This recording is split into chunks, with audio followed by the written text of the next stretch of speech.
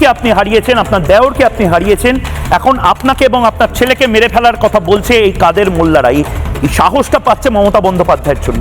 আপনার প্রথম প্রতিক্রিয়া?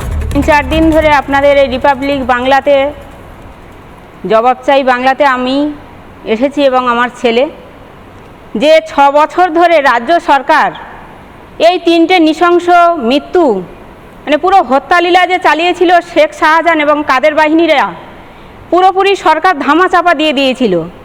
এবং এই মঞ্চে এসে যখন আমরা সেই সত্য উদ্ঘাটন করেছি, সারা বিশ্ব যখন দেখেছে, তখন তারা পুরোপুরিভাবেই তৈরি হয়ে গেছে যে আজকের আমরা হুমকির শিকার হলাম, তাহলে কি আমি পশ্চিমবঙ্গে বসবাস করে আমি আমার সত্যটাকে বলতে পারবো না?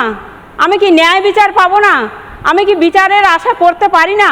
আজকে রাজ্য সরকার বিচার দেয়নি, সিবিআইয়ের কাছে আমি বিচার চেয়েছি। আজকের সেই কাদের মোল্লা, সেই আইজুল মোল্লা, সেই আখের আলী গাইন, তারা আজকে পুরোপুরি ছক কষছে কিভাবে পদ্মা মণ্ডল এবং তার পরিবারকে আবারও একটা নৃশংস হত্যালীলা চালানো যায়, যাতে এদের কণ্ঠস্বরকে চেপে দেওয়া যায়, যাতে এরা এই রক্তচক্ষুকে আবারও ভয় পায়।